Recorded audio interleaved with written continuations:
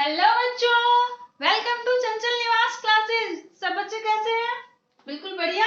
ठीक है, तो आज अपन पढ़ेंगे बच्चों इस वीडियो में सबसे पहले पढ़ेंगे रिएक्टिविटी सीरीज, उसके बाद अपन पढ़ेंगे नॉन मेटल के बारे में। ठीक है, chemical property of non metal.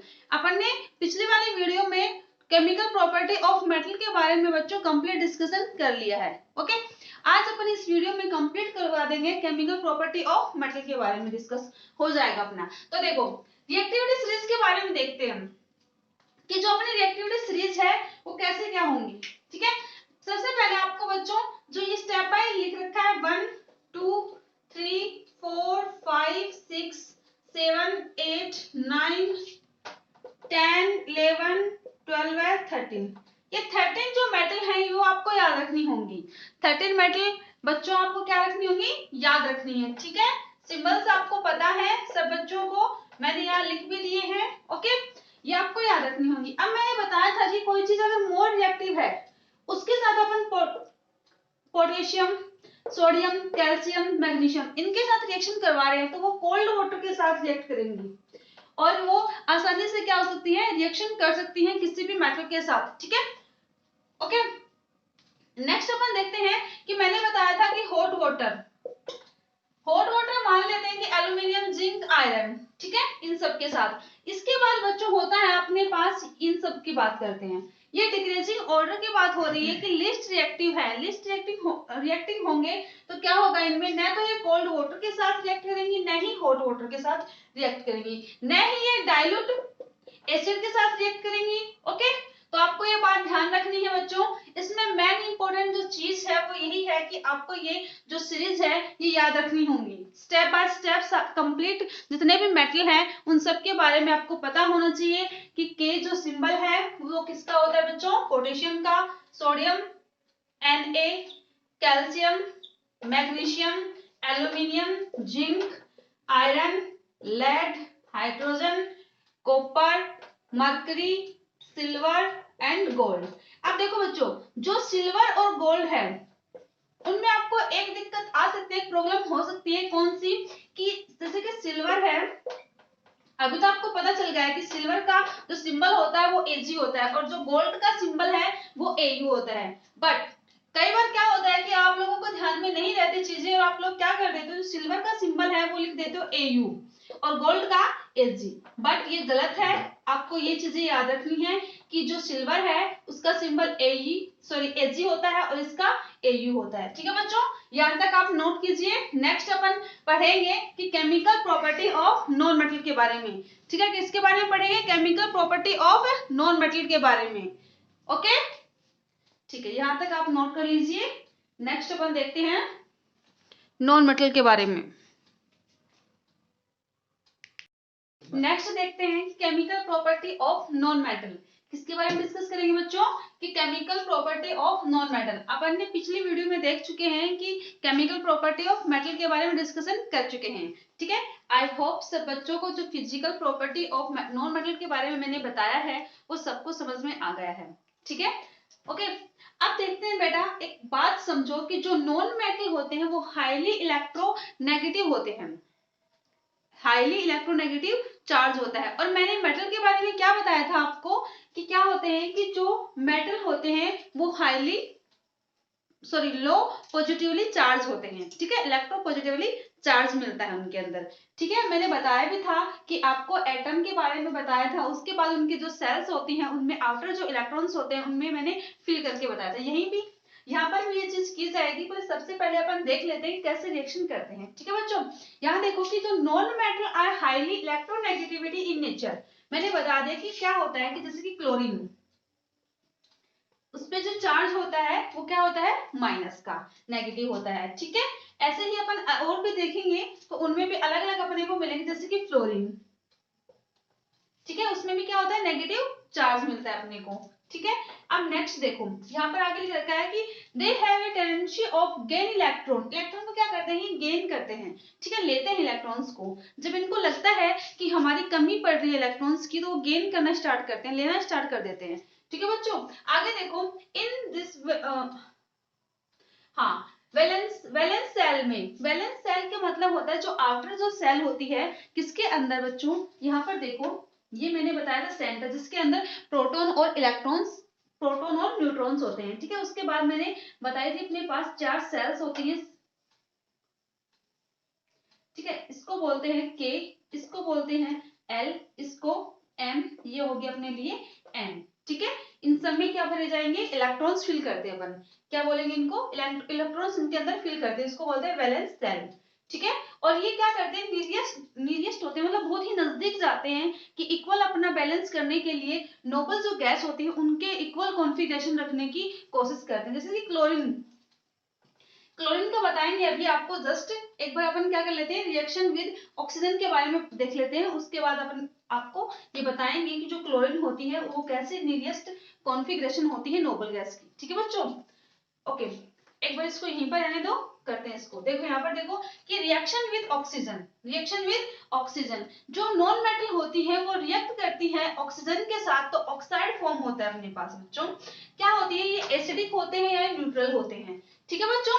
और ये near from the basic oxide बनाते हैं। उसके बाद देखते हैं कि वह जो कार्बन है वो जल्दी से फॉर्म करता है, हाईली होता है, ठीक है। वो क्या करता है कि जल्दी से वाटर ऑक्सीजन के साथ फॉर्म करके कार्बन डाइऑक्साइड बनाता है बच्चों। जो CO2 होती है उसको अपन बोलते हैं कार्बन डाइऑक्साइड, ठीक है बच्चों।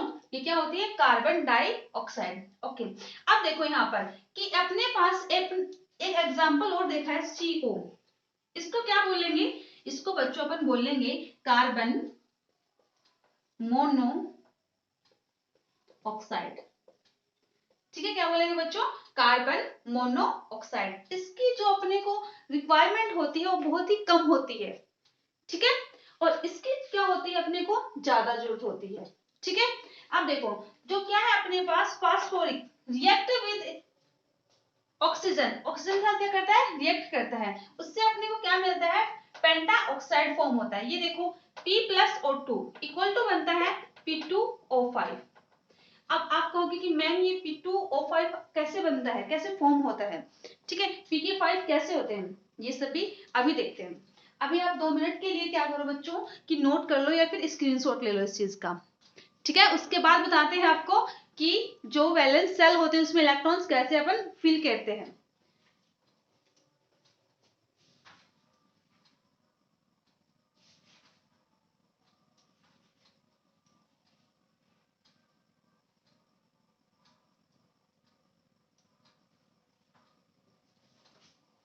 हो गया बच्चों सभी का, सभी ने नोट कर लिया, ठीक है। तो देखते हैं,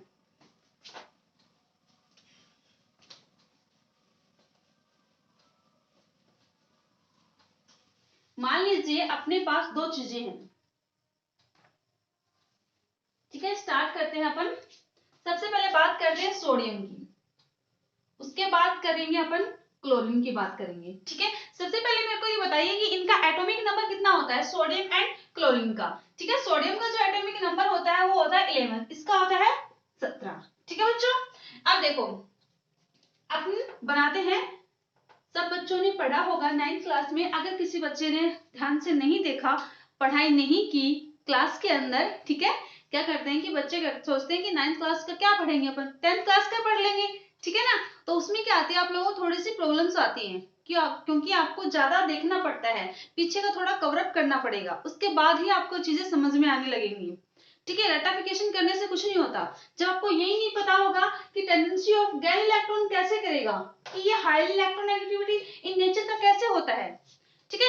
इलेक्ट्रॉन पॉजिटिवली चार्ज इनका कैसे होता है, यही नहीं पता होगा तो बच्चों आप आगे कैसे करोगे, ठीक है ना। तो इसीलिए जो 9th है वो वेरी इंपॉर्टेंट क्लास होती है, ठीक है। सब बच्चे 9th क्लास को अच्छे से पढ़ा करो, ठीक है। और कुछ टॉपिक्स ऐसे होते हैं बच्चों जो आपके 10th क्लास में जो के तो आते हैं, ठीक है। ओके, अब देखो बात करते हैं सोडियम की, ये होगा अपना सेंटर, इसके बाद सेल्स होंगी 4, 1 2 3 एंड 4, ठीक है। नाम आपको पता है इनके, के एल एम एन, ठीक है। A to Z जो एबीसीडी होती है ठीक है, वैसे ही है इनका नाम KLMN। ओके बच्चों, अब देखो आपको पता है कि जो होता है कि 9th क्लास में आपने पढ़ा है कि सबसे पहले जो सेल होती है उसमें 2, उसके बाद 8, फिर 18, फिर 32 इतने इलेक्ट्रॉन्स फिल किए जाते हैं। ठीक है ना। अब देखो सबसे पहले जो सेल है उसमें कितने इलेक्ट्रॉन फिल करेंगे बच्चों? 2, 1 2। अगले वाले में 8, तो 1 2 3 4 5 6 7 और 8। ठीक है, कोई बच्चा ऐसा मत करना कि जैसे कि ये राउंड शेप है, ये है, यहाँ पर किया, उसके बाद 1 2 3 4 5 6 7 8 हो गया मैम, नहीं, ये गलत है। ठीक है, कंप्लीट ही गलत है। आपको ऐसे करना है, ये यहाँ पर ऐसे 1 2 1 2 3 4 5 6 7 8 कंप्लीट जो राउंड है उसको कंप्लीट को फिल करना है अपने को। ठीक है, जो कंप्लीट जो सर्किल है उसको कंप्लीट को अपने को क्या करना है? फिल करना है। जैसे कि आप लड्डू खाते हो या एप्पल खाते हो तो कंप्लीट को खाते हो ना, ऐसे नहीं ना कि इतना इतना खा लिया, इतना को है नहीं दिया, है ना, कंप्लीट खाते हो ना बच्चों, ऐसे ही ये आपको कंप्लीट फिल करने हैं। ओके, नेक्स्ट देखो कि अब देखते हैं अपने पास कितने इलेक्ट्रॉन बच गए। यहाँ पर 2, यहाँ पर 8, 2 और 8 10, कितना है एटॉमिक नंबर? 11। कितने इलेक्ट्रॉन बच गए बच्चों? 1 इलेक्ट्रॉन। ठीक है, 1 इलेक्ट्रॉन बच गए। क्या होता है बच्चों कि अगर आपको आपकी सेल में 5 के ज्यादा इलेक्ट्रॉन्स होंगे तो उनको अपन क्या करेंगे कि 8 - 6। ठीक है बच्चों, ओके, ध्यान रखिए ये बात। क्या होता है? ऑक्टेन रूल होता है बच्चों, ऑक्टेन रूल को फॉलो करना होता है कि 8 इलेक्ट्रॉन्स होने चाहिए, जरूरी है। ठीक है, अगर मैं 18 की बात करूं वो तो कुछ ज्यादा लंबे चले जाएंगे। इससे अच्छा क्या किया कि वैज्ञानिकों ने डिवाइड कर दिया। ठीक है, कि 8 इलेक्ट्रॉन होंगे, अगर 6 से ज्यादा 5 से ज्यादा इलेक्ट्रॉन्स होंगे तो उनको अपन क्या करेंगे कि 8 - 6, 8 - 7। ओके बच्चों, अब देखो यहाँ पर कितने इलेक्ट्रॉन है? 1 इलेक्ट्रॉन है। अब मेरे को बताओ कि इसमें अगर कितने इलेक्ट्रॉन चाहिए अपने को? टोटल होने चाहिए 8 इलेक्ट्रॉन। ठीक है, अब आप कहोगे नहीं मैम 18 इलेक्ट्रॉन होने चाहिए। नहीं बच्चों, 18 होने चाहिए, पर अभी अपने को जरूरत जितने की है उतने को लेंगे ना। ठीक है, तो अपने को यहाँ पर 8 चाहिए इलेक्ट्रॉन। जब भी बच्चों ऐसी सिचुएशन आती है तो आप ध्यान रखना ये बात कि क्या होता है कि कंप्लीट इलेक्ट्रॉन्स तो फिल नहीं कर सकते अपन इतने। ठीक है, पर जो ऑक्टेन रूल होता है वो ये कहता है कि आपकी जो सेल्स है उसमें 8 इलेक्ट्रॉन होने चाहिए, प्रेजेंट होनी चाहिए। इससे कम हो चलेगा, ज्यादा होंगे तो उसकी बात भी अपन करेंगे। ठीक है, अगर कम है तो अपने को क्या करना है वो देखो। ओके, अब देखो यहाँ पर 1 इलेक्ट्रॉन है। ठीक है, अगर 8 में से 1 कितने बचे? 7। अब मेरे को एक बात बताओ कि 7 इलेक्ट्रॉन्स को मैं इस वैलेंस सेल के अंदर लेके आऊं, वो ज्यादा मेरे लिए इजी रहेगा बच्चों, या फिर मेरे लिए ये इजी है कि इस इलेक्ट्रॉन्स को मैं बाहर निकाल दूं? क्या इजी है मेरे लिए? बताओ कौन सी चीज इजी रहेगी बच्चों? एक तो आपको आती है कि 7 चीजें, 7 टॉपिक हैं, सॉरी 8 टॉपिक हैं, 8 टॉपिक हैं, उनमें से आपको 7 टॉपिक आते हैं, बस ओनली एक टॉपिक नहीं आता, और वो भी मान लो अप्रोक्स 2 नंबर का है। ठीक है, 2 नंबर का आ रहा है पेपर में, तो आप 7 टॉपिक को अच्छे से पढ़ोगे ना, कि एक टॉपिक को उसके पीछे लगे रहोगे कि भाई मेरे को 2 नंबर चाहिए, 7 नंबर को छोड़ दोगे नहीं ना। 7 को पढ़ लिया, एक को अपन रहने देते हैं। वैसे इसके साथ किया कि फिर अपने पास क्या आ गया? सोडियम +1।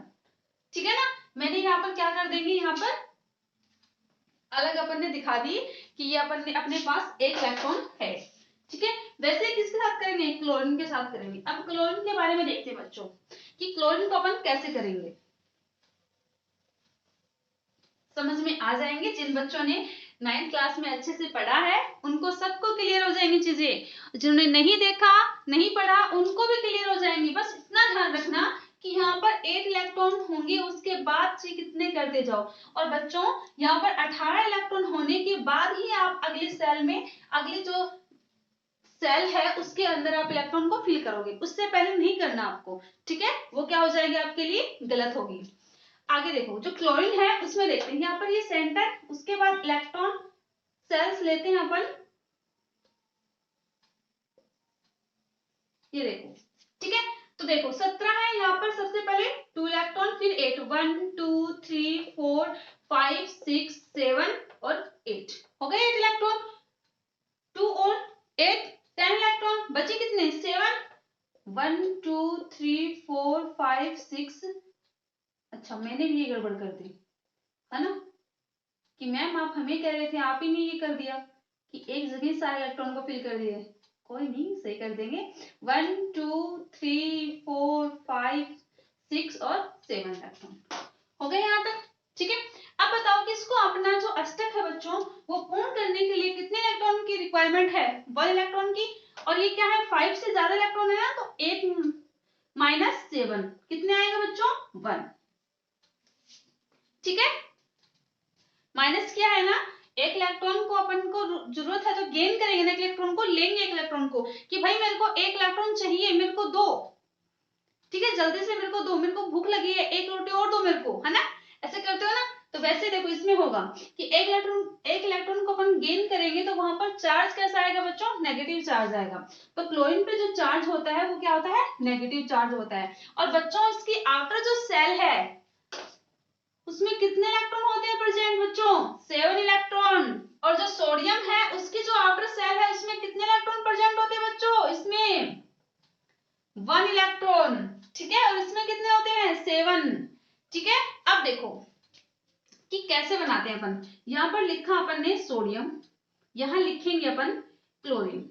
ठीक है बच्चों, यहाँ पर कितने इलेक्ट्रॉन है वैलेंस सेल में बच्चों, 1 इलेक्ट्रॉन। ठीक है ना, अब समझ में आने लगी चीजें, गुड।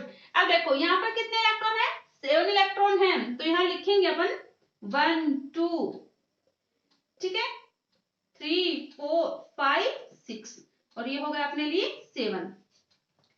ठीक है, अब देखो यहाँ पर है 7, यहाँ पर है 1। अब इसको अपना ऑक्टेट रूल कंप्लीट करने के लिए बच्चों एक इलेक्ट्रॉन की रिक्वायरमेंट है कि ये एक इलेक्ट्रॉन गेन करना चाह रहा है, एक इलेक्ट्रॉन लेना चाह रहा है। ऐसा क्या करे कि जिससे क्या हो कि ये सोडियम का इलेक्ट्रॉन इसके पास आ जाए, दे दे इलेक्ट्रॉन। भाई देखो एक तो 7 बच्चे हैं और एक अकेला बच्चा है। ठीक है, अब बताओ कि 7 बच्चे ज्यादा स्ट्रॉन्ग रहेंगे या फिर एक बच्चा, 7 बच्चे स्ट्रॉन्ग रहेंगे। ठीक है ना, उसको पीट भी सकते हैं किसी कोने में ले जाके अच्छे से। ठीक है ना, अरे एक बच्चा कुछ भी नहीं कर पाएगा, कितना को पीटेगा। तो क्या करेगा कि ये अपना इलेक्ट्रॉन इसको दे देगा।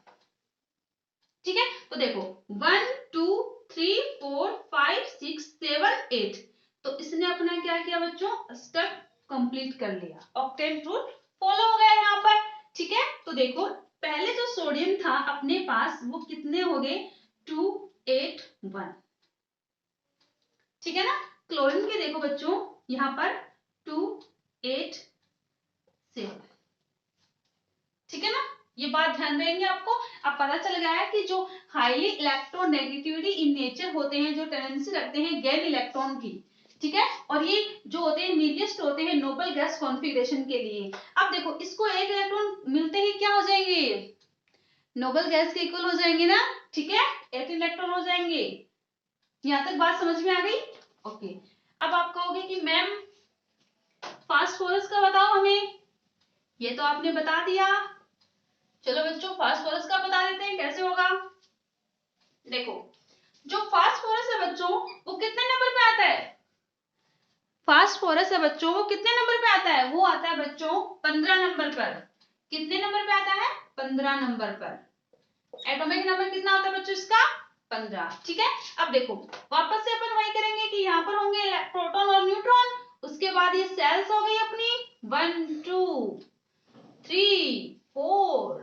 ठीक है ना, 4 सेल हो गई। अब देखो पहले ही सेल में 2 इलेक्ट्रॉन, नेक्स्ट सेल में 8 इलेक्ट्रॉन, 1 2 3 4 5 6 7 8, 2 और 8 10, बचे कितने 5 इलेक्ट्रॉन, 1 2 3 4 5,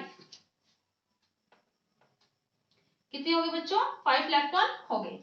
ठीक है ना, अब अपन देखते हैं कि अपनी जो वैलेंस सेल है, जो आउटर सेल है बच्चों, जो बाहर की जो सेल है, देखो इसमें तो कंप्लीट इलेक्ट्रॉन फिल हो गए, जितने की अपने को जरूरत थी उतने इलेक्ट्रॉन हो गए। इसमें 2 इलेक्ट्रॉन चाहिए थे अपने को, कंप्लीट हो गए। इसमें 8 इलेक्ट्रॉन कंप्लीट है, इसमें भी कितने चाहिए थे अपने को 8 चाहिए थे ना, या फिर 18। तो देखो इसमें कितने हैं, 5 इलेक्ट्रॉन है। 5 इलेक्ट्रॉन है तो अपन क्या करेंगे कि जो अपनी जो आउटर सेल है, आउटर जो सेल है उसमें जो इलेक्ट्रॉन हो गए बच्चों वो कितने हो गए, अब 5, कितने हो गए 5। तो जो फास्फोरस है उस पे कितने आ जाएंगे, +5 आ गए, ठीक है ना। अब देखो अपने पास है P5 और O-2, अब क्रॉस मल्टीप्लाई करेंगे, ठीक है, तो अपने पास क्या आएगा, P2O5 आएगा ना बच्चों। तो समझ गए ना कि अपने क्या था, P plus O2 equal to form होता है बच्चों P2O5। दैट इज क्लियर सब बच्चों को कि ये कैसे आएगा P5, ठीक है। अपन देखेंगे कि जो आउटर सेल है उसमें कितने इलेक्ट्रॉन होंगे, उसके अकॉर्डिंग अपन वर्क करेंगे। डन है बच्चों सबको, सबको क्लियर है, ठीक है, समझ गए। एक और देख लेते हैं जल्दी से, थोड़ा सा जल्दी करेंगे अब, ठीक है ना, ये वीडियो कुछ ज्यादा लंबा बन जाएगा ना। ओके देखो MgCl2 मैग्नीशियम क्लोराइड, Mg कितने पे आता है बच्चों, 12 पे, ठीक है। क्लोरीन का सब बच्चों को पता है कि कितने पे आता है। इसके इलेक्ट्रॉनिक जो कॉन्फ़िगरेशन है आपको, वैलेंस जो सेल है उसका आपको पता है कि इलेक्ट्रॉन कैसे गेन करते हैं, ठीक है। तो इसको तो अपन बना देते हैं बच्चों। देखो यहाँ पर 2 इलेक्ट्रॉन है, सॉरी 2 क्लोरीन है बच्चों, तो यहाँ पर अपन 2 ही क्लोरीन लिखेंगे। देखो अब कैसे लिखते हैं, यहाँ देखो क्लोरीन 1 2 3 4 5 6 7, वेरी गुड। एक और लिखो 1 2 3 4 5 6 7। मैम ये तो बहुत इजी है, आराम से कर सकते हैं अपन काम, ठीक है ना बच्चों। देखो जल्दी से देखते हैं किसका, मैग्नीशियम के बारे में। अब अपन देखेंगे कि प्रोटॉन और न्यूट्रॉन, इसमें इलेक्ट्रॉन्स 1 2 3 4, डन। यहाँ पर 1 2 3 4 5 6 7 8, 1 2 3 4 5 6 7 और 8 अब होंगे, है ना। मैंने इनको ही गिन लिया वापस, ठीक है ना, ऐसा नहीं होगा बच्चों, अलग अलग गिनेंगे, ठीक है। देखो 2 और 8 10, कितने बचे अपने पास, 2 इलेक्ट्रॉन, 1 2 हो गया, ठीक है ना। अब देखो इसके जो आउटर सेल है बच्चों उसमें कितने इलेक्ट्रॉन है, 2 इलेक्ट्रॉन है। तो अपन लिखेंगे यहाँ पर Mg 1 और 2। अब इन सबको एक एक इलेक्ट्रॉन की रिक्वायरमेंट है, तो ये एक एक इलेक्ट्रॉन क्या करेंगे बच्चों, गेन करेंगे, ये एक एक इलेक्ट्रॉन लेंगे। तो मैग्नीशियम के पास जाएंगे कि भाई मेरे को एक एक इलेक्ट्रॉन दे दे जिससे क्या हो कि मैं स्टेबल हो जाऊं, साथ में हम तेरे को भी स्टेबल कर लेंगे।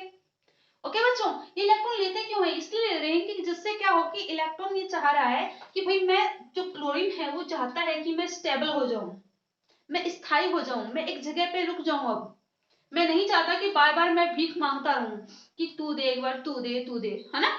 ऐसे नहीं कि भाई अगर आप दो मेरे को फिर वापस से कहो कि नहीं भाई मैं नहीं दूंगा मैग्नीशियम, मैग्नीशियम कह रहा है मैं इलेक्ट्रॉन नहीं दूंगा, ये जाएगा किसी और के पास, मेटल के पास, ऐसा नहीं होगा।